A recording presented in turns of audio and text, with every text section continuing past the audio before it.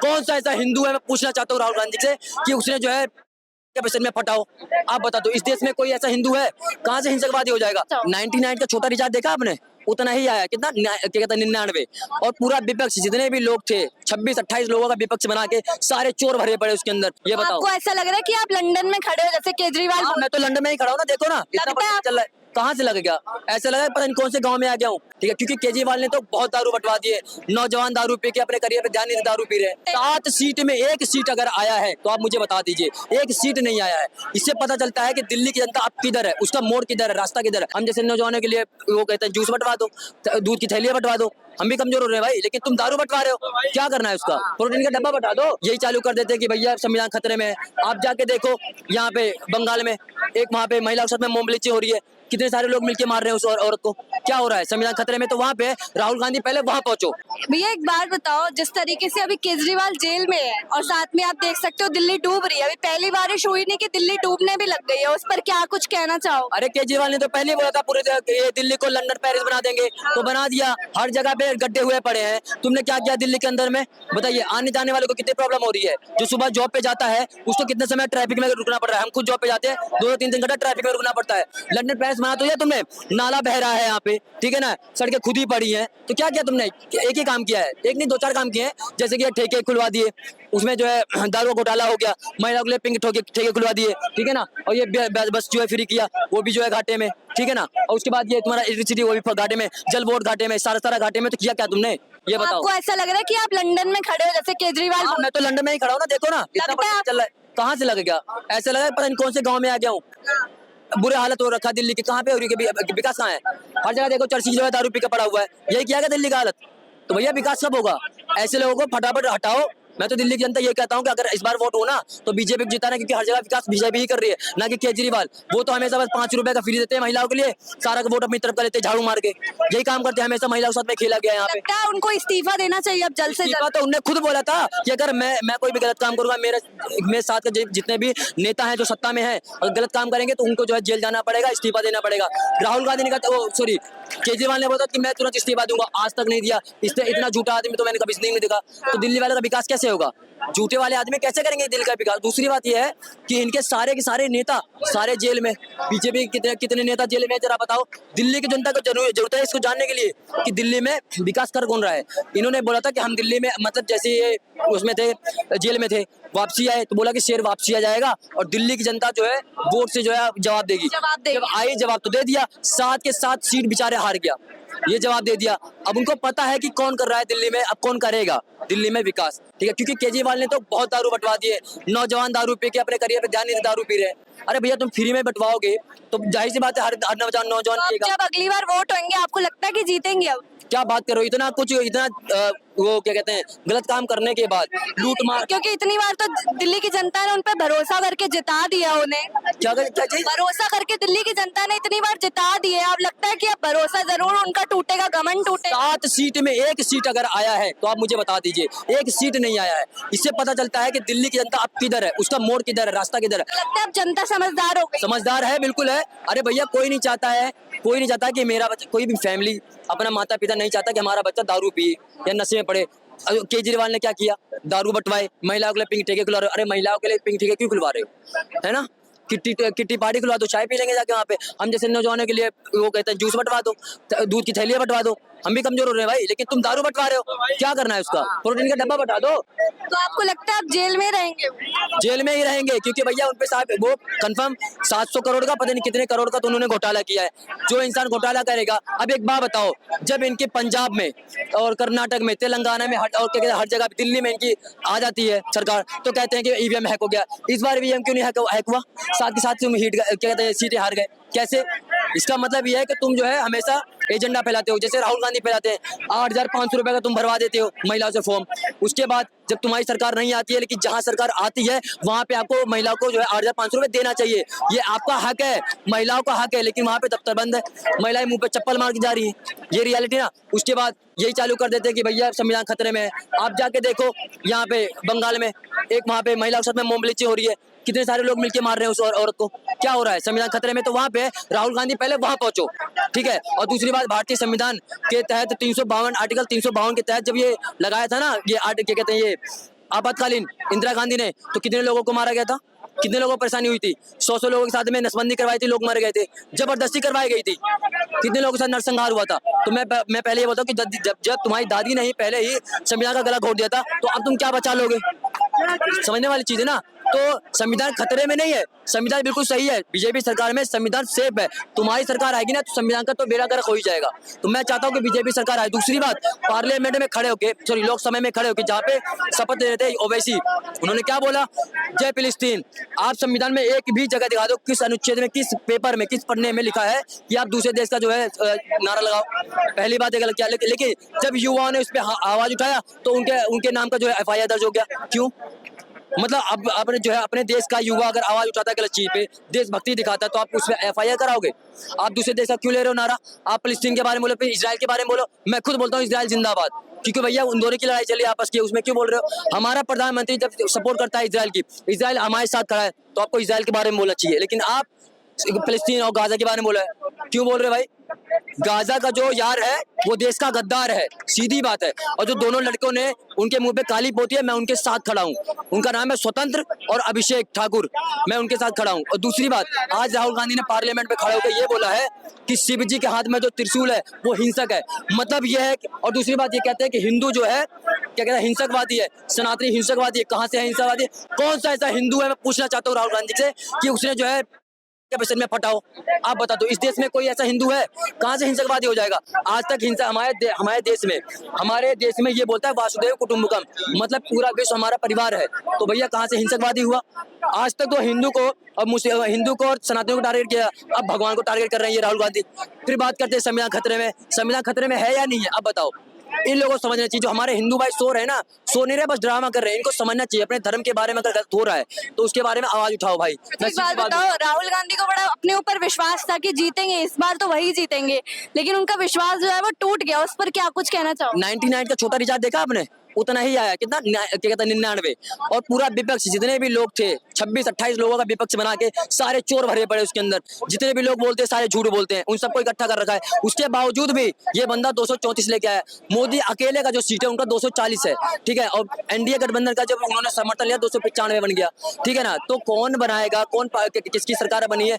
अब देखो 400 का जो टारगेट बनाया था मोदी जी ने, तुम 400 का टारगेट फोर्स क्यों कर रहे हो? विपक्ष वाले से पूछता हूं मैं, ठीक है ना, अपोजिशन से। लेकिन आप ये फोकस करते हैं कि 272 कैसे लाना है।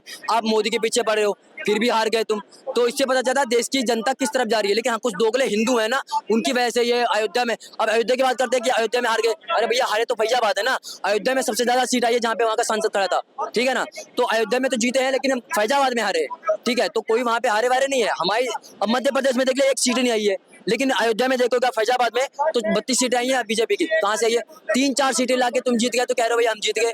और जिन्हें जिताया अयोध्या वालों ने, मैं तो ये कह रहा हूँ कि वहाँ पे राम जी का नाम तक नहीं लेते। जय श्री राम पत्रकार ने बोला था, लेकिन उस बंदे ने, जो वहाँ का सांसद था, उसने जय श्री राम नहीं बोला। तो अयोध्या वालों को ये बात समझनी चाहिए कि क्या हमारे देश में हमारे राम जी की जो इस प्रकार से बेइज्जती की जाती है, रुकना चाहिए। जरूरी नहीं है कि तुम भैया देख के दो। आजकल जाति धर्म तो पहले से ही फैला पड़ा है, जैसे ये अंग्रेजों ने फैला रखा था। जातिवाद तो पहले रखा है, जैसे तिवारी को वोट दे रहा है, यादव को दे रहा है। भैया तुम समझो, तुम हिंदू सनातनी हो, तुम सनातनी को दो, जो तुम्हारे लिए काम करे मैं तो करो, उसे दो।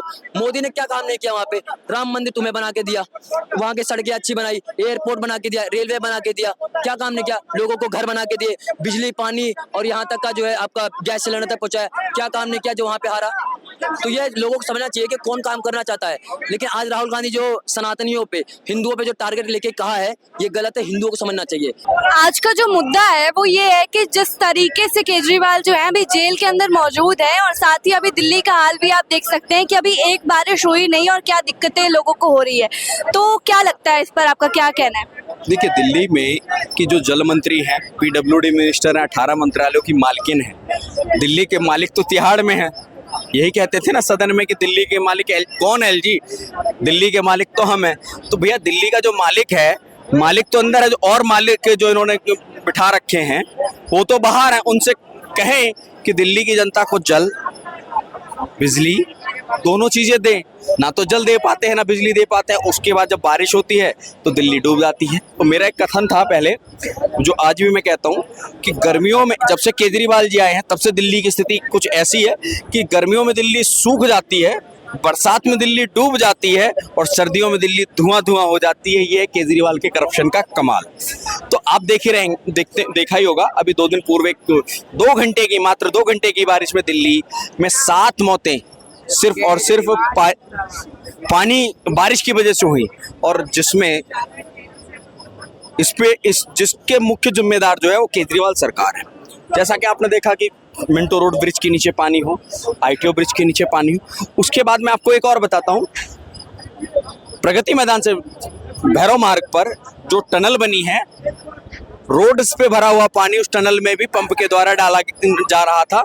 ऐसा भी आपने देखा कि जिस टनल को मोदी जी ने उद्घाटन किया, सेंट्रल गवर्नमेंट CPWD ने बनाया, और सरकार को बदनाम करने के लिए इस तरीके काम करते। पहले कहते थे कि दिल्ली में नगर निगम में हमारी सरकार नहीं है, हम काम कैसे करें, नगर निगम की जिम्मेदारी है। तो 1 मीटर तक की नालियों की जिम्मेदारी नगर निगम की है, उससे ऊपर की PWD की है। तो आप देख रहे होंगे PWD भी इनके पास है और MCD भी इनके पास है।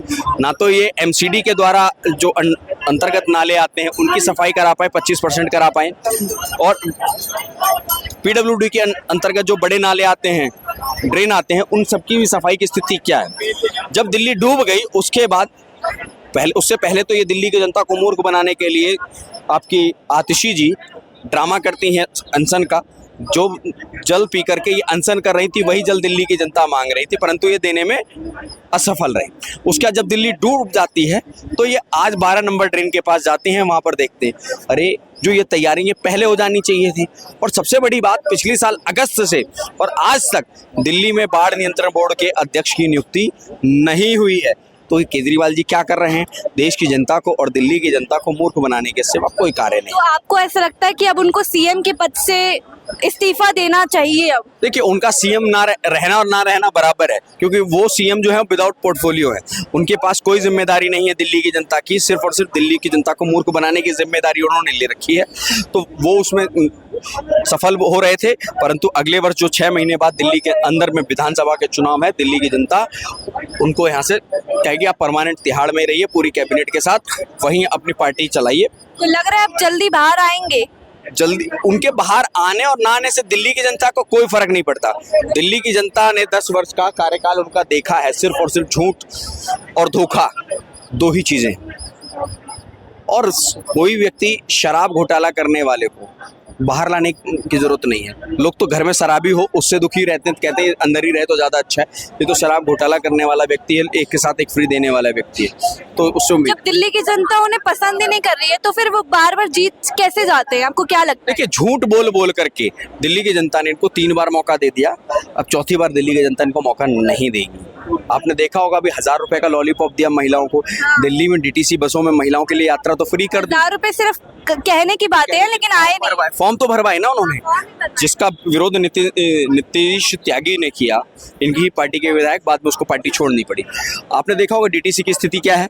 पिछले 10 वर्षों के अंदर में एक नई बस DTC में के बेड़े में नहीं बढ़ाई गई है, और तो और क्लस्टर बसों के को भी 1 माह का जो एक्सटेंड दिया है वो सुप्रीम कोर्ट ने दिया है। और DTC की जो बसें हैं महिलाओं के लिए मुफ्त जरूर हैं, परंतु जहां पर महिलाएं होती हैं वहां पर DTC की बस रुकती ही नहीं है। तो आपको ऐसा लगता है कि कहीं ना कहीं महिलाओं को बातों में लेते हैं जिस वजह से वोट इनको मिल पाए? देखिए, महिलाएं भी इनकी बातों से बहुत अच्छी तरीके से वाकिफ हो गई हैं। 2 बार इनका झूठ चल गया है, मगर तीसरी बार नहीं चला। एक बात बताइए सर, अभी केजरीवाल जो है आप जानते हैं जेल के अंदर, और साथ ही अभी दिल्ली डूब भी रही है। पहली बारिश हुई नहीं कि दिल्ली की जो है डूबने की कगार पर है, उस पर आपका क्या कुछ कहना है? देखिए, क्या कहें, इस पे विडम्बना है। पहले था जल घटाओ, फिर हुआ जल भराओ।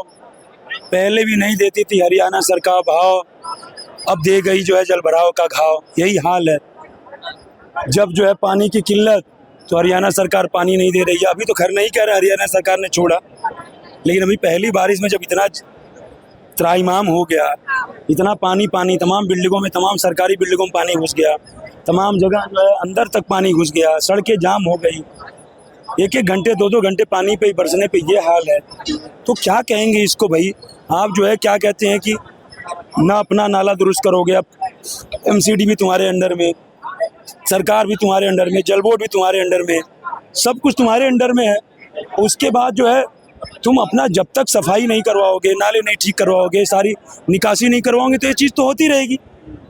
भाई अभी तो पहली बारिश थी मोटी मोटा मानसून की, इससे पहले वही पानी की जो प्रॉब्लम है, ये यदि अपने जो है वो नाले ठीक कर देते, जो पाइप लाइन फटी हुई है वो ठीक कर देते, जहाँ पे लीकेज है वो ठीक कर देते, उसके पाइप लाइन से के बाद जो जो सप्लाई के पाइप हैं जो घर तक जाते हैं, उस सारी चीज़ों को ठीक कर देते, 70-80% प्रॉब्लम आपकी वैसे ही सॉल्व हो जाती। समझ रहे हैं? बाकी कुछ कहा भी नहीं जा सकता है। हो सकता है टैंकर माफिया, मैं देखिए ब्लेम नहीं करता, लेकिन इससे पहले तो टैंकर माफिया घोटाला कर रहे हैं, पानी ब्लैक कर रहे हैं, पानी इधर उधर कर रहे हैं। और कहीं ना कहीं सिंपल सी बात है, अभी आपको हाथ धुलना हो, कहीं टोटी लगा हो, तो आप आधा गिलास में भी हाथ धुल लेंगे हल्का सा, लेकिन वही यदि आपको पानी गिरा के धुलना हो तो थोड़ा ज़्यादा यूज होगा। तो इतने साल से 2 टर्म तीसरी बार आप मुख्यमंत्री हो, अब तक तो आपको दिल्ली के कॉलोनियों तक पाइपलाइन बिछा देना चाहिए था। क्यों लोग जा करके टैंकरों से पानी ले रहे हैं भाई साहब? आखिर वो टैंकर का पानी भी तो आप ही की सरकार दे रही है ना, तो आपको पाइपलाइन के थ्रू देना चाहिए। क्यों टैंकर के थ्रू दे रहे हो?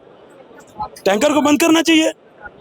आप तो पेरिस बना रहे हो दिल्ली को, आप तो जो है क्या कहते हैं लंदन बना रहे थे। लंदन बनाने की बात, हालत ये है कि लोगों को पानी नहीं मिल रहा है। आज बताइए, उसके बाद स्थिति ये है, जो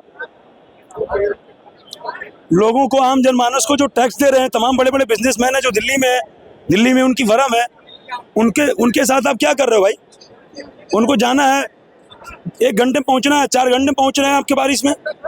तो ये हाल है। कहीं नहीं कहीं देखिए ऐसा है, पूरा का पूरा एक्सपोज हो चुके हैं। एक्सपोज पहले भी थे, लेकिन अब बहुत एक्सपोज हो चुके हैं।